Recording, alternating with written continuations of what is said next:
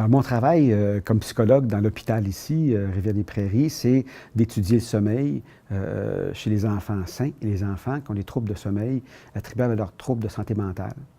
Un laboratoire s'est fait d'abord d'une chambre à coucher, qui est une chambre d'hôpital un peu, c'est pas une chambre normale, mais on rajoute un peu de la décoration, mais surtout pour accommoder non seulement l'aspect recherche ou l'aspect clinique, mais aussi pour que le parent puisse dormir à côté de l'enfant quand c'est un jeune enfant, pour qu'il puisse, cet enfant puisse jouer par terre, par exemple, ou pour accommoder un peu tout le monde. Donc, c'est un laboratoire de recherche, où est-ce qu'on essaie de comprendre comment le sommeil s'organise dans différentes populations, enfants malades, enfants en santé, selon le diagnostic, adolescents. La mission de l'hôpital, c'est une mission pour les enfants.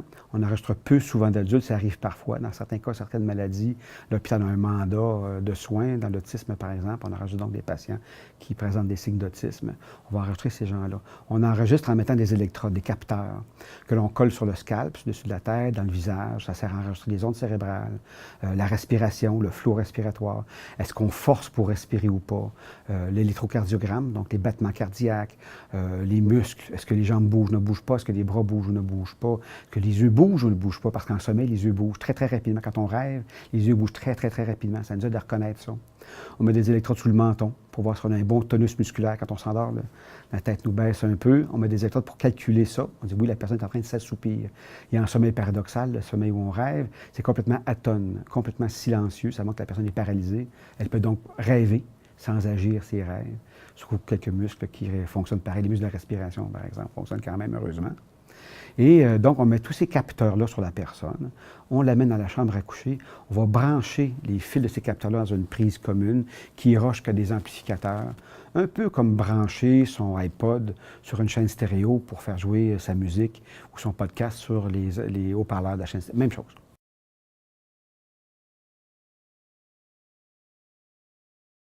Les questions importantes pour le sommeil maintenant touchent beaucoup les jeunes adultes, je dirais.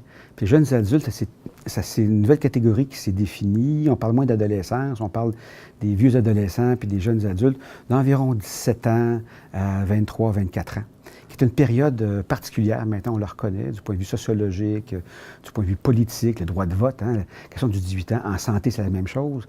On arrête d'être malade à 18 ans? Non, on passe à un autre domaine. Donc, le droit de vote, le droit de consommer de l'alcool, etc.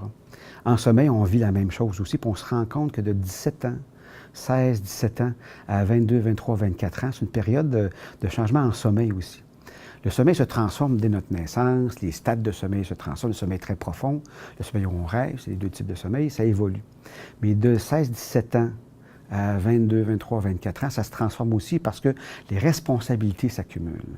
Donc, on continue à avoir des loisirs, on étudie de plus en plus, on commence à travailler les soirs ou les fins de semaine bien souvent, on fait partie de regroupements d'amis non formalisés, équipes de sport, fait du sport, activités parascolaires, théâtre, pères aidants, hockey, voyage, bénévolat, etc.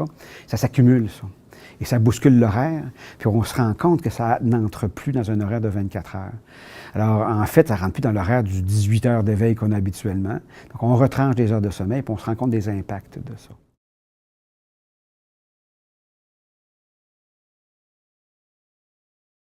Puis on le voit bien, les fins de semaine, le décalage que l'on vit la fin de semaine est témoin de ce qui nous a manqué comme sommeil pendant la semaine. Il faut pouvoir l'organiser, ça.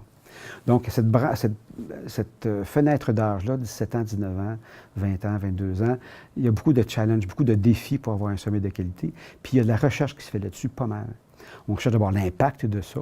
C'est ce qu'on essaie de démontrer d'abord pour attirer l'intérêt. Oui, regardez comment un enfant du primaire à qui l'on donne 50 minutes de sommeil de plus, voit sa note passer de B à B+, ou de B+ à A, ou de A à A+.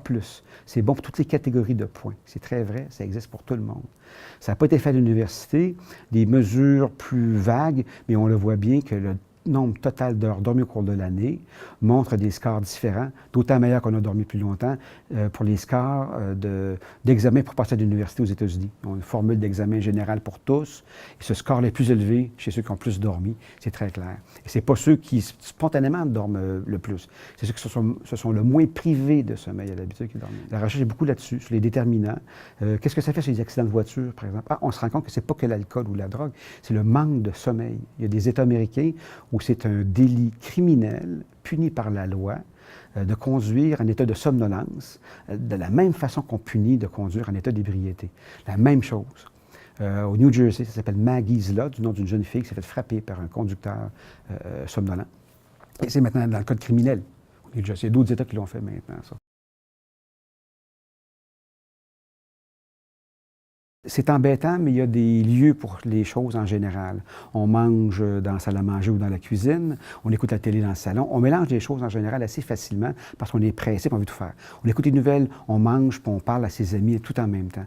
Mais le sommeil, lui, il ne se laisse pas bousculer comme ça. Si on fait ça, il ne fonctionne pas bien. Le lendemain, il n'aura pas fait son travail, il n'aura pas rempli ses fonctions et on va être moche le lendemain. La seule façon, c'est de se coucher un peu moins tard qu'on serait porté à le faire socialement, puis de se lever avec nos obligations. Le sommeil est parfois une punition. Si tu n'es pas gentil, tu vas te coucher dans ta chambre. On essaie de détricoter ça à la clinique ici de sommeil pour en faire un état plutôt de calme, de repos, de retrait. C'est déjà, les jeunes font de leur chambre leur repère, si on a la chance d'avoir une chambre à eux, leur repère où est-ce qu'on ne les dérange plus. C'est une très bonne chose, mais quand c'est rendu l'heure d'en faire le moment du sommeil, il faut l'organiser pour ça aussi.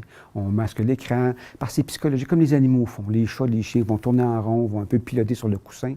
Il faut faire la même chose pour soi, prendre les derniers 30 minutes, je me détends, je vais me coucher. Je ferme mon téléphone, demain je répondrai.